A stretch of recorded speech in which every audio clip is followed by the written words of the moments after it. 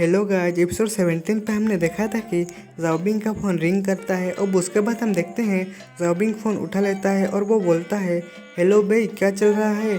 बेई बोलता है जाओ जाओ को उसने क्लासमेट के एक पब में नशीला पदार्थ मिला दिया था, अब उसे कार में ले जा रहे हैं। मैंने जाओ जाओ पर एक ट्रैकर लगा दिया है, क्या मुझे उनका पीछा करना चाहिए या उसे अभी बचा लेना चाहिए। जाओबिंग ये सुनकर बोलता है, अब कुछ मत करो, बस उनका सीक्रेटली फॉलो करो और उनकी बातचीत की निगरानी करो। अगर जाओ जाओ खतरे में है तो उसके तुरंत ही रेस्क्यू करो। याद रखो कि उन्हें लॉस्ट न करो और मुझे उनकी लोकेशन की अपडेट करो। मैं अभी रास्ते पर हूँ, कुछ भी मत करो, बस उनका पीछा करो। जाओबिंग एक कार से जा रहा होता है। बेई ये सुनकर बोलता है, मैं समझ गया। सीन शिफ्ट होता है और हम एक हाउस को देखते हैं। हाउस के पास बेई खड़ा होता है। बेई के पास एक गाड़ी आकर रुकती है। वो गाड़ी से जाओबिंग उतरता है और वो बोलता है, बेई वो कहाँ गया। बेई बोलता है, वो ये विला के अंदर है। और वो बोलता है, तुम चिंता मत करो बिंग, मैं उसकी बातचीत सुन रहा हूँ। मुझे लगता है कि मिस्टर जे नाम का एक यंग मैन इन सब के पीछे है। ये सुनो बिंग, उसको वो एयरपोर्ट दे देता है। जाओबिंग वो एयरपोर्ट को कानों में लगा लेता है और वो सोचता है जेगुचेंग। वो एयरपोर्ट में से आवाज आता है। एक आदमी बोलता है, क्या मैंने तुमको पहले से नहीं बताया था कमीनो, जब तक तुम जाओबिंग की मौत के बारे में पॉजिटिव नहीं हो जाते तब तक तुम कुछ ना करो, उसके आसपास के लोगों को कुछ मत करो। क्या तुमने मुझे पहले से ही काफ़ी परेशानी में डाल दिया है। उसके बाद हम हाउस को देखते हैं। हाउस के अंदर एक आदमी बोलता है, आपने तो कहा था कि जाओबिंग बर्बाद हो गया है, अगर मैं अब किसी को अपने पास ले जाऊं तो ये कोई बड़ी बात नहीं है। उसने मेरे सबके सामने पैर तोड़ दिया है, इतने लोगों के सामने मुझे इंसल्ट किया, मुझे अपना बदला लेना चाहिए। उसकी मृत्यु मेरे एंगर को कम नहीं कर सकता। मैं चाहता हूँ कि उसके दोस्त और उसके परिवार सफ़र करें। यह सब जेगुचेंग बोल रहा होता है। जेलुन बोलता है, जेगुचेंग मैं एक बिजनेसमैन हूँ, ना कि गैंगस्टर। हम काम करना चाहते हैं उसको करने के लिए हम हमेशा किसी और को भुगतान कर सकते हैं। इस तरह अगर कुछ हुआ तो हम हमेशा बलि का बकरा ढूंढ सकते हैं। तुम अभी बहुत छोटे हो और बहुत अधीर भी हो, जब मैं बूढ़ा हो जाऊंगा तब तुम मेरे बिजनेस को संभालना। जेगुचेंग बोलता है, अब हम क्या करें, मैं पहले से ही उसे यहाँ रख चुका हूँ। जेलुन बोलता है, तुम्हें जो करना है वो करो, मैं शर्त लगाता हूँ कि जाओबिंग अब तक मर चुका होगा, लेकिन याद रखो कि उसे जीवित ना रखो, उसे मार डालो यहीं पर ही। मैं तुम्हें निपटने के लिए मैं तुम्हारी हेल्प करूँगा।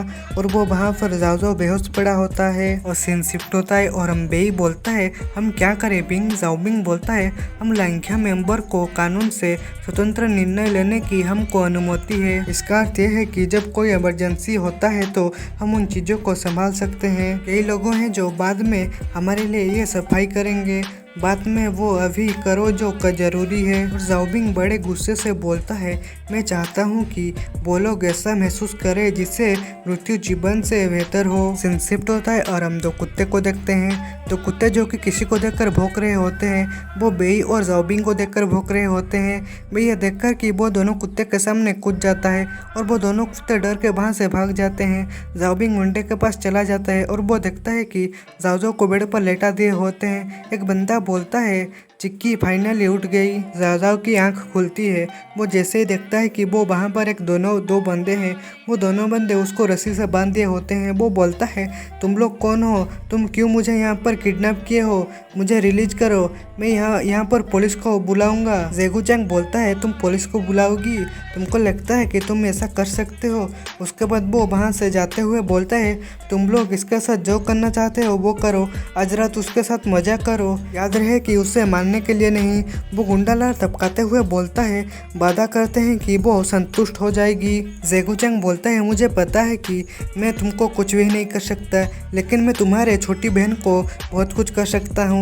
यह जाओबिंग को बोल रहा होता है जेगुचेंग। उसके बाद वहाँ पर जाओबिंग आ जाता है और जेगुचेंग को एक थप्पड़ मारकर बेहोश को देता है और वो एक डोर को एक लात मार कर वो तोड़ देता है। रूम के अंदर दोनों बंदे जाओ जाओ को रेप करने की कोशिश कर रहे होते हैं। वो ब्लैक शर्ट वाला जाओ जाओ का पैर पकड़ा होता है और वो बोलता है चिकिका पर कितना सुंदर है, मैं इसके लिए मर जाऊंगा। और एक बंदा शर्ट खोलते हुए बोलता है पहले मैं उसके बाद तुम। जाओ रो रही होती है, वो बोल रही होती है कि कोई मेरी मदद करो। वहाँ पर जाओबिंग आ जाता है और वो दोनों बंदे को एक थप्पड़ मारते हुए बेहोश कर देता है। जाओबिंग को वहाँ पर देखकर जाओ बहुत खुश हो जाती है। जाओबिंग उसकी रस्सी खुल देता है, जाओ उसको गले लग जाता है। जाओबिंग बोलता है डरो मत, कोई बात नहीं, अब सब कुछ ठीक है, तुमको कोई चोट नहीं पहुँचाएगा। जाओ रोते हुए बोलता है मैं बहुत डर गया हूँ बिंग। उसके बाद जाओबिंग बोलता है ठीक है, हम बाद में इसके बारे में बात करेंगे, पहले मैं आपको यहाँ से बाहर ले चलूँ। उस बंदे का नाम जेगू चंग है ना, हम उसे अपने साथ ले जाने की ज़रूरत है।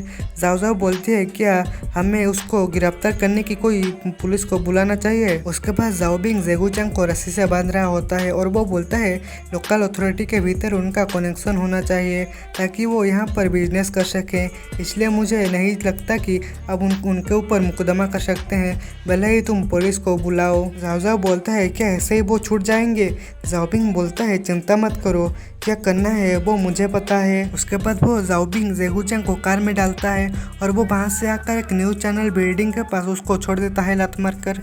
जाओबिंग वहाँ से जाते हुए बोलता है लोगों को याद रहे कि मुझे अपना कर चुका रहा हो, ये केवल यही नहीं है और भविष्य में केवल तुमको भुगतान करने के लिए और भी बहुत कुछ है। जेगू चंग पूरा नंगा होता है, जाओबिंग उसको वहाँ पर नंगा फेंक देता है और वो जेगू चंग के पास बहुत भीड़ हो जाता है। कुछ बंदे उसका फोटो उठा रहे होते हैं। एक बंदा बोलता है अरे ये बहुत वही बंदा है ना जो जे फैमिली का बेटा है, वो यहाँ पर क्या कर रहा है, कुछ बिहेवियर आर्ट, यह बहुत डिस्गस्टिंग है। और एक बंदा बोलता है अच्छा वो फेमस होगा, इसको रिकॉर्ड मत करो। जेगू चंग की फुल बेइज्जती हो रही होती है। जाओबिंग का ड्राइव कर रहा होता है और वो सोचता है मृत्यु कभी भी भयानक चीज़ नहीं होती है, यह सिर्फ एक शुरुआत है। जे सीन शिफ्ट होता है और हम जे फैमिली का हाउस को देखते हैं। वो बंदा जिसे जाओबिंग पीटा होता है वो बोलता है मैं कहाँ हूँ और मैं यहाँ पर क्यों हूँ। वो जैसे उसका और एक साथी को बेहोश पड़ा हुआ देखता है वो बोलता है यहाँ पर क्या हुआ। वो जो बंदा बेहोश पड़ा होता है वो उसको मारते हुए बोलता है उठो स्वर के बच्चे, हम पर हमला हुआ है, जाओ यहाँ से भाग गई है। उसके बाद वो दोनों बंदे जेलुंग के रूम के पास दौड़ते हुए जा रहे होते हैं। वो फर्स्ट वाला बंदा बोलता है मैं आश्चर्य हूँ कि मिस्टर जे को क्या हुआ, चलो हमारे मास्टर को बोलते हैं। वो दोनों आकर जेलुंग की डोर को नॉक कर रहे होते हैं। ये सुनकर जेलुंग उठ जाता है और वो उसको वाइफ को बोलता है जाओ देखो यहाँ पर क्या हुआ। वो देखता है कि उसके हाथों में ब्लड लगा होता है। वो जैसे ही कंबल उठाकर देखता है उसकी वाइफ ब्लड में से पूरा लथपथ होता है। यह देखकर जेलुंग के मुंह से झाग निकल रहा होता है, वो बेहोश हो जाता है। उसकी वाइफ उठकर बोलती है इतना शोर क्यों है।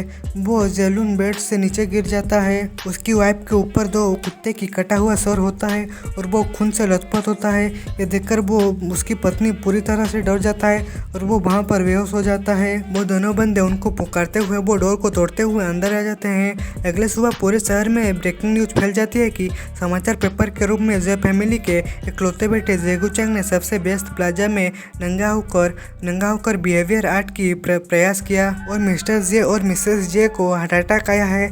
आपातकालीन उपचार के लिए हॉस्पिटल में भेज दिया गया है। उनका लाइफ और डेथ का समाचार नहीं आया है। उसके बाद हम फ्योनी पेरी को देखते हैं जो कि सो रही होती है। उसका बॉडीगार्ड उसको बुला रहा होता है। फ्योनी पेरी अपने पैरों से पर्दा उठाकर बोलता है जिमिंग्यू तुम अंदर क्यों नहीं आते। और वो जिमिंग्यू आगे हाथ बढ़ाता है और वो वहाँ रुक जाता है। ये देखकर फ्योनी पेरी बोलता है तुम पर्दा उठाने की हिम्मत क्यों नहीं करते। वो बॉडीगार्ड बोलता है मैं इससे उठाने की हिम्मत करता हूँ लेकिन ये ज़रूरी नहीं है, आपको ये पता है कि मेरे लिए पर्दों का कोई मतलब नहीं है। फ्योनी उसके कंधे पर हाथ रखते हुए बोलता है जाओबिंग मरा नहीं है लेकिन हम उसे मारने के लिए भेजे गए साथी आदमियों को मौत हो गई है। वो क्लाइड ने हमें जाओबिंग को मारने के लिए भुगतान किया था, वो डर गया था और उसे दिल का दौरा पड़ा था, तुम काफ़ी सक्षम है। ये बॉडीगार्ड बोलता है ये अफसोस की बात है कि जेलुन मरा नहीं है, जब उसने आपसे बात की तो उसका लहजा इच्छा से भरा हुआ था, यही वो इच्छा है जो एक पुरुष की एक महिला के शरीर के प्रति होती है। मैं जानता हूँ कि वो बूढ़ा किस बारे में सोच रहा होता है। सुनकर फ्योनी फेरी हंसते हुए बोलता है, तुम जेलस, एंग्री और सैड हो, लेकिन तुम ऐसा महसूस करने वाले कौन हो? ये सुनकर वो बॉडीगार्ड को गुस्सा आ जाता है। ये देखकर फ्योनी फेरी बोलता है, अपने आप के ऊपर मत जाओ जिमिंग्यू, तुम मेरे सामने सिर्फ एक कुत्ता हो, एक कुत्ता। वो जिमिंग्यू ये सुनकर रो रहा होता है। फ्योनी फेरी बोलता है, तुम क्यों रो रहे हो? तुम्हारे पास तो आंखें नहीं है। जिमिंग्यू बोलता है, मैं तब तक रोना चाहूँगा जब तक मेरा दिल है। अगर मेरा दिल मर जाता है तो मेरे आंसू निकल जाते। एक मरे हुए दिल के ज़्यादा अफसोस कुछ भी नहीं। तो गाइस आज के एपिसोड में बस इतना ही। वीडियो अच्छा लगा हो तो वीडियो को लाइक करो और हमारे चैनल पर नए आए हो तो हमारे चैनल को सब्सक्राइब कर दो और कमेंट भी करना भाई लोग, वीडियो अच्छा लगा हो तो।